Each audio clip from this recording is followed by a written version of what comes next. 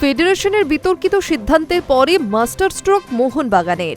৬ March Odisha FC ম্যাচে মোহনবাগান সমর্থকদের বিনামূল্যে জোড়া টিকিট উপহার ম্যানেজমেন্টের।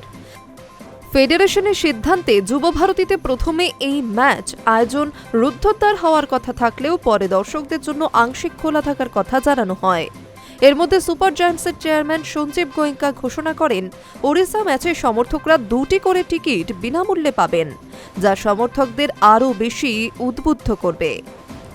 3 ম্যাচে টানা জয় এবং 9 পয়েন্ট নিয়ে লিগ টেবিলের শীর্ষে উঠে এসেছে দল। চেন্নাইনকে 2-0 গোলে হারানোর পর মোহামেডানকে 5-1 গোলে উড়িয়ে দিয়েছেন রবসন রবিনহোরা। পরের ম্যাচ যুবভারতীতেই ওড়িশা এফসির বিরুদ্ধে, যে ম্যাচ প্রথমে রুদ্ধদ্বার করার নির্দেশ দেওয়া হলেও সমর্থকদের প্রতিবাদ ও ক্লাব কর্তাদের প্রবল চাপের সামনে পিছু হটে ফেডারেশন।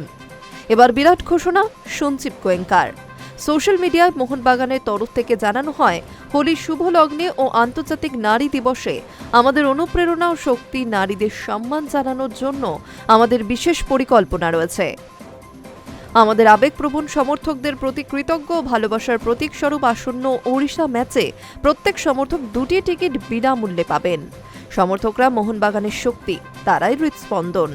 তাদের ভালোবাসা ও আবেগকে সম্মান জানাতে আমাদের এই পদক্ষেপ। সবুজ মেরুন পরিবারের সকল মহিলাদের আমরা কুর্নিশ জানাই। চলুন এই ম্যাচটাকে সবুজ মেরুন উৎসবে পরিণত করা যাক।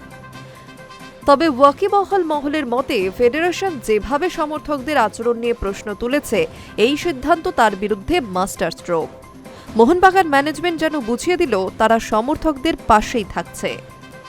উল্লেখ্য, কেরালার বিরুদ্ধে ম্যাচে দর্শকদের নিয়ম বিরুদ্ধ আচরণের অভিযোগে আসন্ন ওড়িশা এফসি ম্যাচটির রুদ্ধদ্বার করার নির্দেশ দেয় AIFF, যার তীব্র প্রতিবাদ করে ম্যানেজমেন্ট।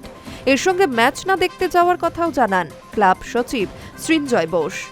সমর্থকদের প্রতিবাদ ও ক্লাব কর্তাদের প্রবল চাপের সামনে পিছু হটে ফেডারেশন। পুরো স্টেডিয়াম খোলা না হলেও আংশিকভাবে মাঠে দর্শক প্রবেশের অনুমতি দেওয়া হয়। Hi news network.